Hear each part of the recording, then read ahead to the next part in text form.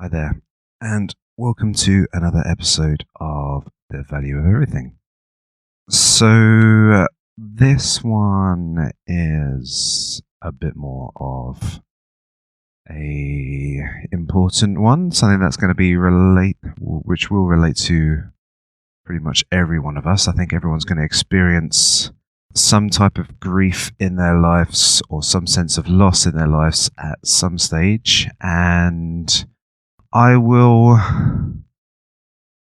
obviously, from my perspective, I've gone through this as well. So I can spare you some of my thoughts and give you a few perspectives and ideas to work with. But I obviously need to let you know that I am not a psychologist. I am not medically trained in any way or shape or form. So if you find yourself in a very dire situation, it would be best to seek some kind of therapy or psychology just to ensure that you're not going to go through too much pain or anguish. But I will philosophize the experience of grief for you and just explain from personal experience and see where that takes us. So grief is like an intense emotional feeling and a physical feeling of loss. And I would say the first thing I'm going to throw back with an intense feeling of loss is you would have to ask the question, why do I feel this sense of loss? Now, in a sense, so there's going to be probably two major areas of grief and loss. There's going to be death of a loved one, a close friend or family, or potentially just a partner that has broken up. And there's slightly two different angles there, because one's definite and one's not so definite, but still potentially has got the thing of being definite. So they're just two different things, slightly different to manage, and one of those is, this might annoy you a little bit, but one is replaceable, and the other one obviously will not be replaceable. So let's just tackle the grief side first. So this intense feeling of loss, why is that happening? Now, I'll just share a little experience from my side. Now, when my father passed away, even though there was a certain amount of grief that happened from my perspective and a feeling of sorrow and sadness, there wasn't too much in the way of intense sadness, just or loss, or just finding myself, because I think the relationship that I had with my father was so fairly close so that we sort of knew exactly what we was going to say in every situation. I knew the way that he was going to talk. I pretty much felt like I was a carbon copy of my father in a lot of respects. So even just to think of the person and to know how they react and things like that in my mind, that person hasn't really sort of gone, and they've sort of always left that sort of remaining mark on me. Now, I obviously had flocked the nest at that point, and I was very self-sufficient as well. So it wasn't like I was totally struggling to sort of cope with my day-to-day life or anything happening in that respect of the death of my father. So I'm just going to give you those thoughts just to throw at you, just to consider. I was feeling sadness knowing that I wouldn't have those shared moments in the future, but not necessarily I was like intensely sad because of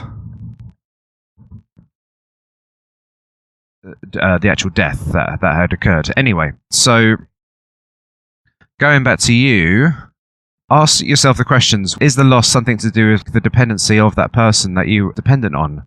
So if you do explore those questions, say if you was financially dependent, if you was socially dependent on that person, they were like the main point of the party and you were walking in their shadows, I know obviously this is going to be a hard thing to ask yourself of questions, but if this is the case, if they were a sort of a point of pleasure in your life, things like that, then that's been taken away from you, and now that's missing. The next question would be to ask: is there anything that you can do from your end to improve on that? And the most always the question from a philosopher would be to ask yourself of that question: is there something that I can improve from my perspective that will cover this loss? So that's one important question to ask. Also, say from this perspective, say if this loss occurred, say from my father's perspective, if it depends on your age and things like that and a number of factors, but if that person had completely carried you through your entire life, say if you're just partners with this person and they've literally carried you and then they've just disappeared, then it seems kind of strange how one person was totally dependent on the other person. And definitely questions have to be raised in terms of why that was happening. Because if you're suffering from an intense amount of loss and wondering how on earth you're going to manage on your own and a number of those factors, it's that there's a question of asking, why wasn't I self-sufficient, or why was I letting the other person do all the work for me? Or was that person just controlling and doing all those things? I'm not shining them in a negative light or anything like that, but just these are tough questions. And obviously, I'm not trying to. I don't know any person that I'm talking about here for any of the listeners, but you just got to ask a few of those questions as to why this loss has occurred and this intense feeling of loss that's occurring. It just could be just for the sense of the lost times, the lost memories. Maybe you're not going to be able to share your kids with that person and share experiences in the future. So there is all of those elements. Now, going on from the partner sense, now, say if somebody left you or vice versa, and you're still feeling an intense sense of loss, you'd still need to ask those questions of why am I feeling those senses of losses? Is there anything? What are the things that are missing in my life now? And then you potentially could ask the question: is this some kind of like? Because obviously the major thing that you can fall in love is somebody's virtues. So just search a list of virtues, and that's basically all the things that you can fall in love with. Unfortunately, we don't really class, as a philosopher, beauty as a virtue. It's more so an infatuation sort of thing. So it's more of a physical quality of their fertility rather than an actual virtue in the realms of their mind and how they can improve their lives. So just that's one little thing to work with. If you are only thinking about the beauty of that person, the physical attractiveness of that person, and not a lot else, you've got a lot of things to work with there, because you've got to ask your question: why am I just chasing the most attractive person? And I don't have many good qualities left of that person remaining.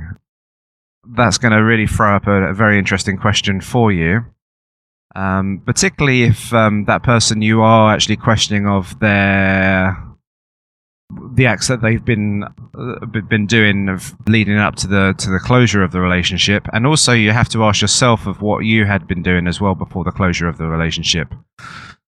So, yeah, you're walking around with this broken heart, this intense feeling of loss. I'm going to say you'll have to ask a lot of questions of why this has occurred. If this is a repeat occurrence of something that's happened before, then you're going to have to ask another question again: why is this repeating itself? Yeah, I'm afraid philosophy is one of those bitches which keeps on coming back with more questions rather than answers, but it is going to expand your sense of, well, it's going to give you a bit more sense of planning in your life if you do answer those questions and realize that there was some certain problems which are occurring. And once you discover these problems, then there is certain remedies or things that you can practice at to prevent these from happening in the future. And philosophy's number one goal is to give you the long-term happiness rather than the short-term gratification. We'll ask a lot of questions about things like physical beauty and how we fly into our attractiveness to it. So the major thing here is obviously from both sides of the grief spectrum is obviously we'll need to experience this grief, and with this loss we need to start firing up some questions into the air of why this is happening, how am I experiencing this loss. Obviously the word loss is a very good word to work with in terms of asking questions. And you definitely have to look upon yourself in all of the realms when asking those questions of yourself. So yeah, that's one of those things. There is some good news I will be able to give you at the end, but it's going to be a bittersweet piece of news. But I will share that with you in the end. It's not all necessarily doom and gloom and a lot of questions and asking thoughts. So there is things that obviously you've gained here. You've got a lot more time on your hands, I would expect, since that you have lost somebody. Maybe you're planning a funeral or something like that. But even so, if you have lost somebody or you've just lost your partner from a breakup of a relationship, then you will have an intense amount of time on your hands, and you'll obviously have time to think and contemplate your actions, and you will have a lot of time to I guess the main thing is trying to work on making yourself a better person in the future, which is a very interesting opportunity that you may have not had. Potentially, say if this is the bad partner scenario, but if that partner potentially had gave you a bit of a rough time and things like that, and you weren't really spending any sort of time to improve oneself, then that's given you a fantastic opportunity to work with. So just think of yourself in that realms, where all of those areas had been sort of shut down. You have got those capacities to do stuff.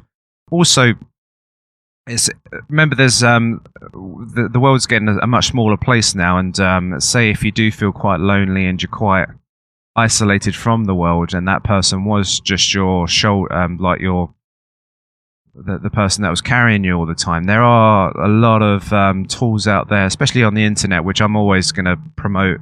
Meetup is a fantastic source where you can find new people. You'll be, if you can discover your bravery, which is a very important virtue just to get anything done. If you can find some kind of certain interest group and just go to it and just meet people, say hello, that hard struggle of just saying hello to people and how's it going and things like that, and just making new friends and swapping over numbers and seeing how people go, then I can promise you, once you've done that, you will feel quite a fair sense of warmth from. I can't promise you, but they might be all complete crap shits. But you will get that sort of sense that you've at least you've done something. You've got outside of the house. You've done something with acted in bravery. And any time that you've applied a virtue in your life, you will get this little warm feeling of sense of reward. I mean, I'm pretty sure it's going to happen. I can't be certain in every single respect, but it's almost guaranteed in that respect. So I think we still need to just work around that lost sense. I think we need to sort of like, maybe it's potential that a list can be created um, of the sense of feelings of your loss, and maybe you might want to just be a bit more categorizing of, I don't know how to fix the internet anymore, or something like that, or you may want to just list your emotions. I think that's an interesting mythology of just trying to think of what has happened and how to understand. So remember, I'm just giving you sort of tools to work with your grief, not necessarily giving you the full answer and remedy. Obviously, that's going to lie with you. It doesn't. There's as many words as I can say to help you and guide you. There's just literally, it all comes down to the penny dropping with you and going, right, this is where it's going wrong, boom, and going from that point forward. There's obviously, I mentioned just going on Meetup, I'm sort of painting a picture where that you're extremely lonely, but obviously you probably have friends and family around you. I'm going to give you a really interesting perspective. I don't really want to just throw this in when you're in this intensive emotional experience, but I will just give you this little indicator that those friends that come close to you when you're in this sort of dire situation, definitely highlight and mark them to yourself as ones that will be in your inner circle, and maybe the ones that you would deem as your close friends and they're not available to you. Maybe you think, okay, well, there's a different way of prioritizing my friends and my family just by the means of this intense grief and sorrow. And now I know people that have got a big amount of interest in me, and I know that some people may not, or obviously you got to just judge this very accurately. Obviously, you can't start pointing the finger of blame at loads of other people or anything like that, but just take calm, take judgment, look at certain perspectives of people. Remember, obviously, people don't necessarily want to be in an intense amount of sorrow all the time, 100% of the time, but when people come around to they're generally going to try and make you happy, so you got to sort of just meet them halfway a little bit in that sense. You can't bring them down to a state of full depression.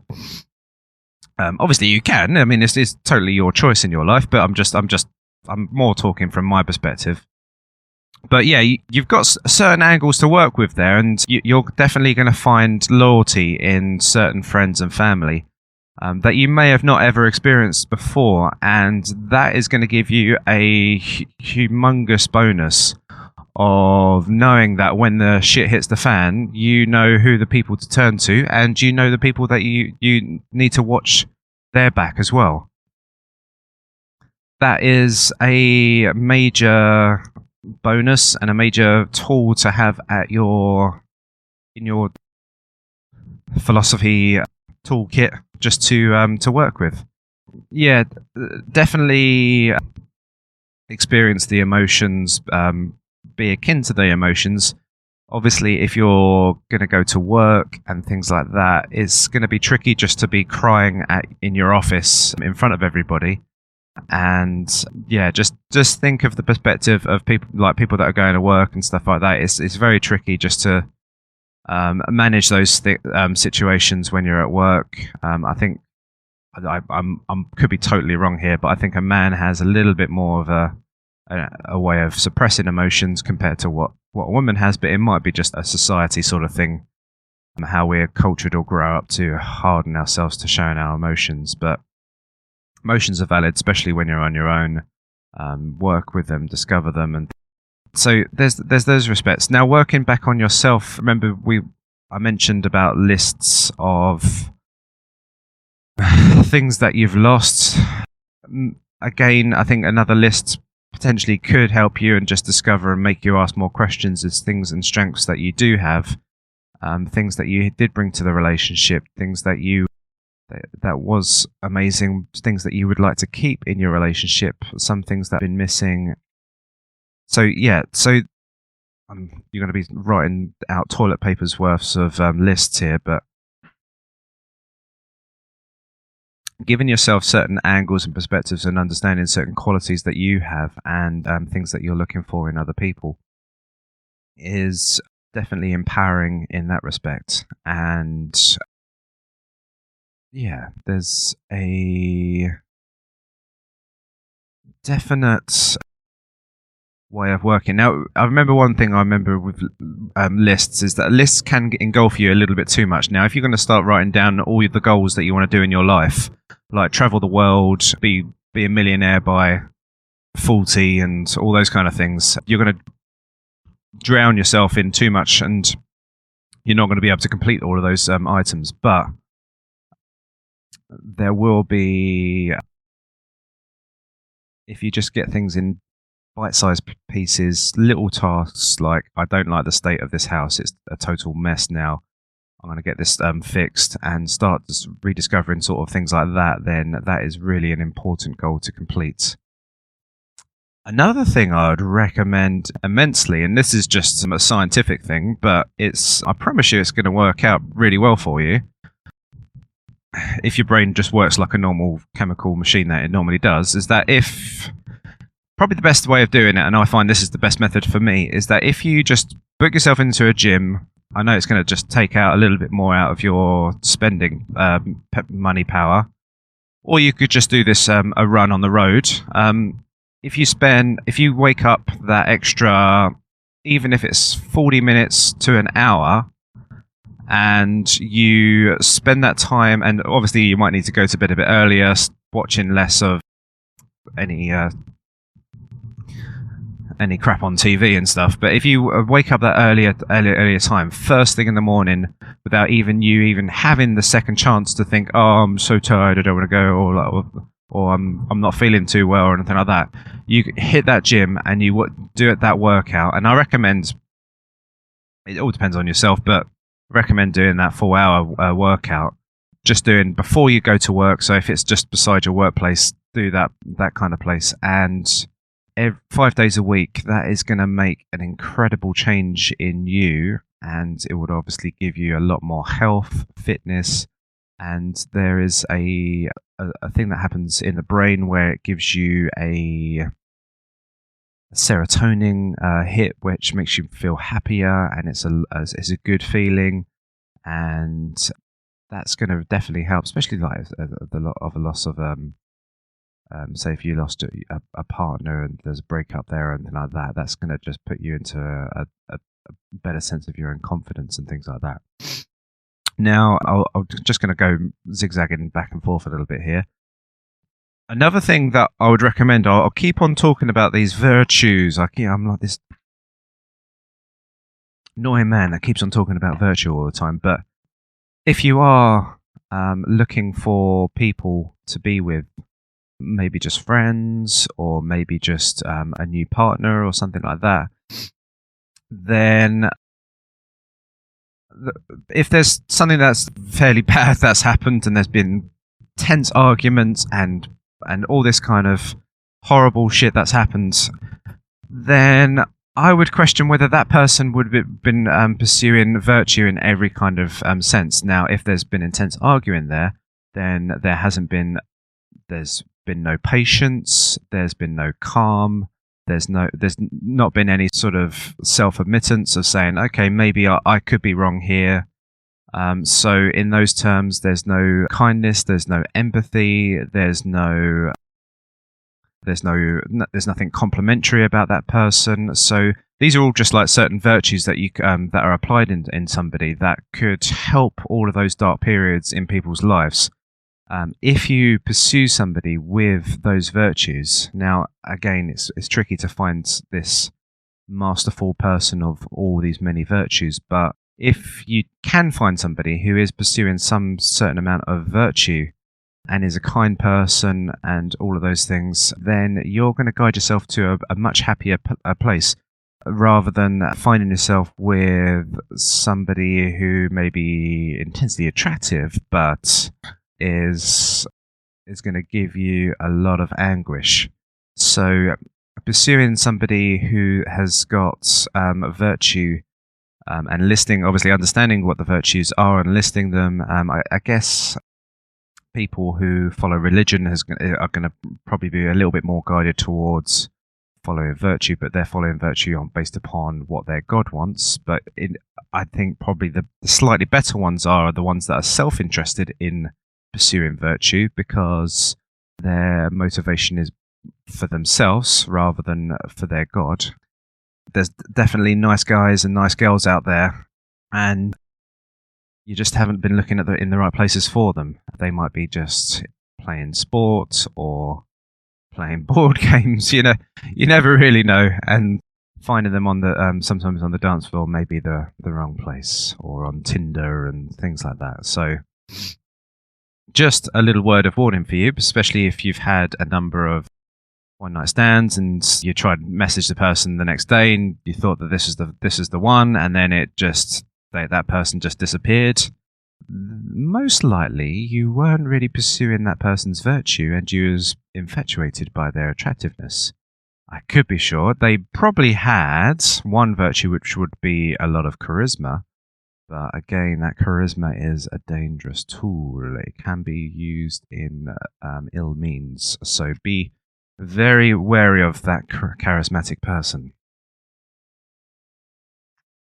Usually you want to find the person who can show the virtues in the bad times rather than showing the virtues in the good times. So I keep on using this quote, and I love using this quote. I don't know why Aristotle has just nailed it with me on this one, and just love to reapply it to every single other emotion. Now, this one's about anger, and you could possibly feel anger in the sense of grief. That is probably one of the top emotions that can be felt. Sometimes it can just be felt as like an emotion of sorrow and sadness and feeling intensely down and depressed and numb and things like that. That's another way of feeling. But all of these emotions can be used. Now, before I go into this, I'm going to sound a little bit crazy, but I'll just mention Aristotle's quote. I'll keep on butchering this, but I'll give it to you anyway. So he says, anger. Anybody can be angry, that's easy, but to be angry at the right person, at the right time, in the right way, in the right manner, that's not easy. Or that's really difficult. Sorry, I keep on butchering that quote anyway. But the main point of that is that when you have an intense emotion, it's very hard to understand exactly how that emotion should be channeled and how it should be dealt with. How it should be dealt with in, say like, anger is very difficult. Firstly, you should deal with it with a certain amount of calm and coolness, the anger, and just try and think about it without the anger taking hold, and then just try and realize what are all the circumstances of this happening, where is the source of this anger, and then once you discover the source of this anger, then to be angry at the right person rather than potentially the person who's perpetrating the actual act in front of you. So yeah, there's a number of all these different mythologies to think when you do feel that intense emotion. So if you do feel any of these dark places, just rather than being built up in the pure anger of that emotion, try and just think about that emotion and where it comes from, and it might not even end up with the same person, it might end up with something else. So this just gives you a few little tools to work with in that respect. Also, there is, especially if there is so I mentioned about going to the gym. Now, if there is certain things like anger and pain or just numbness or anything like that, all of that energy, and when I say energy, I mean I guess that there is sort of like an emotional energy that's going through in your head, and you got this physical feeling of tiredness and a weight on your stomach and things like that. That kind of feeling can be rechanneled. And obviously the one thing I'm trying to rechannel is to rechannel it into some kind of discipline that you can apply to yourself. When I say a discipline, I mean just to potentially just hit the gym and just say, right, I'm going to turn this ship around. I'm going to go to the gym 5 days a week and I'm going to work out and I'm just going to shift so many pounds and I'm just going to experience a new me in that respect. Or I can start pursuing my dreams. I'm going to spend an hour every morning just working over a certain business plan that I wanted to try at, but I never had the opportunity to do before. And I'm just going to intensely do this. And this emotional feeling that I'm feeling now, I'm going to put all this pain that I've got in my stomach into this hard work that I want to do. And I'm going to show the amount. I'm going to basically convert that pain into this discipline. So you do get these stories a lot with boxers where a lot of them are coming from very poor, poverty-based sort of lifestyles, and there's possibly a bit of abuse, there's gang relation things. And then the first time that somebody, like they somehow find their way into a gym and somebody starts to give them some complimentary things of how well they're doing and they're working at some kind of discipline, they're channeling all that pain and energy into the boxing and the discipline of pursuing something that they could be good at. And that can intensely change their lives, and for the better. And obviously, there's so many stories of this where sports players who had nothing but just the sport to just focus on. That's why a lot of sports players obviously come from very poor backgrounds, because they had all this intense negative energy in it. I know I sound like a spiritual leader now, but they had all these negative emotions, and they found a way to rechannel it into a way of punching the boxing bag. Now, if you think of Mike Tyson, obviously he had immense intensity, immense strength, and immense power, and everyone was petrified of him.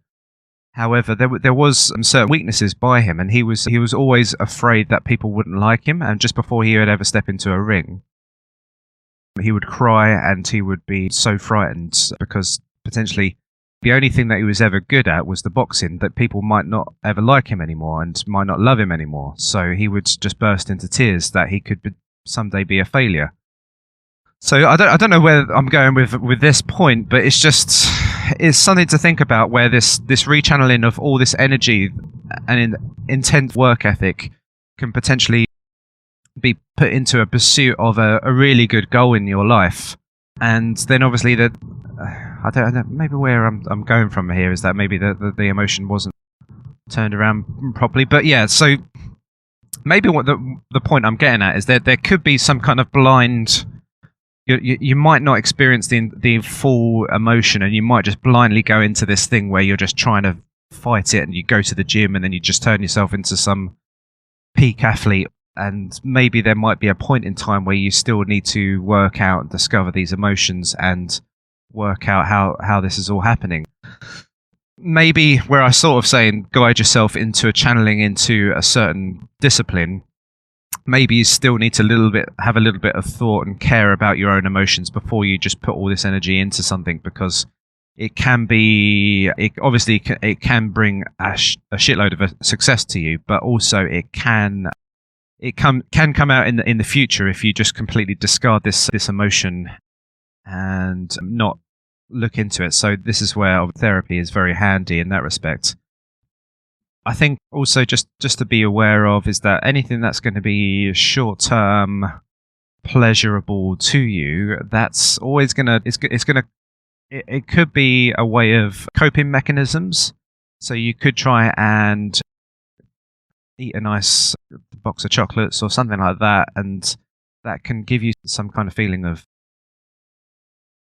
pleasure. I've heard that eating chocolate can give you that sense of feeling of in love. I think there's a lot of people that, like scientists, have explored that how when you eat chocolate, it kicks in the same receptors as in when you feel infatuation in your brain. Just be wary where you think you are instantly gratifying yourself. And remember, with the instant gratification thing, is probably sometimes hard to switch off, but it's the best thing you can do is just fight it in certain methodologies of just abstaining a little bit more and just holding yourself back, and maybe just reducing the quota of something that you're doing which is negative to you. And as you work on a muscle just to strengthen that, you can lower those things down. So I'm just talking about things, and obviously, pursuing goals and disciplines which are for the long term, and you've got this intense amount of energy behind you.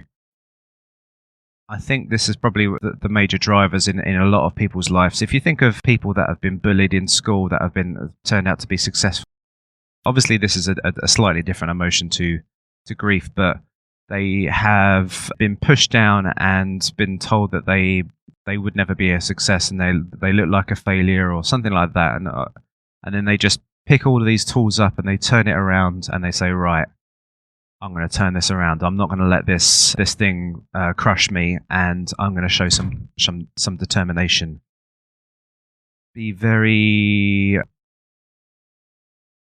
It's a very useful fact to think of, and it might sometimes these things might just kick in naturally. Sometimes you might just be scribbling something on a piece of paper, and then all of a sudden that you find out that you're discovering that you are quite a good artist because you're taking more and more time on this thing that is the pursuit.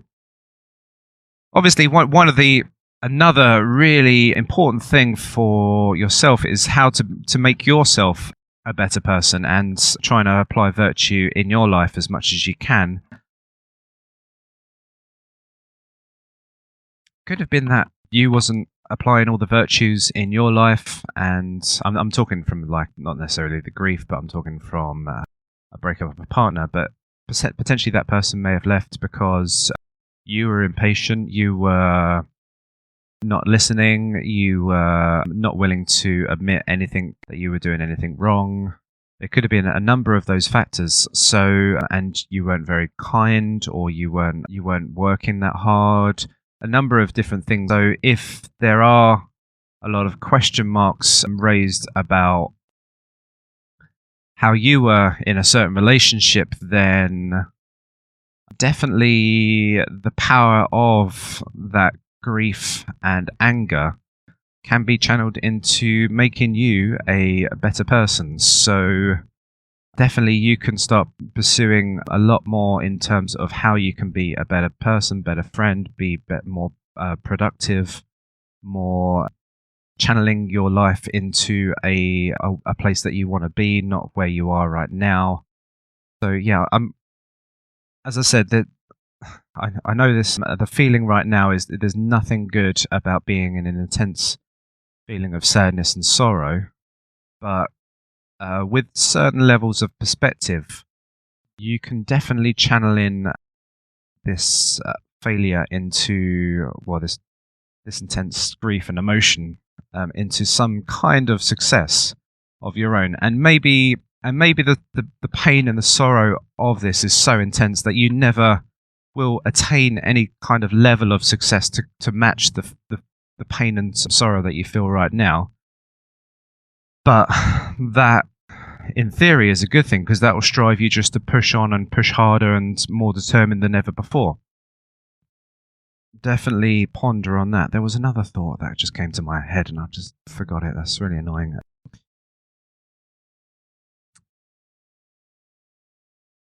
Yeah, so I really hope this does give you really some good things to work with in your head. And yeah, if you are still feeling incredibly sad and not sure what is going on with your life, yeah, do start seeking medical advice. Definitely some kind of therapy who can just keep on talking to you about these emotions is going to be very beneficial to you in your life, because sometimes bottled up emotions can, obviously they'll come out in some kind of instant gratification of yourself, or some kind of grip of you trying to get some kind of control of yourself again and take control of something. So just be very aware of that.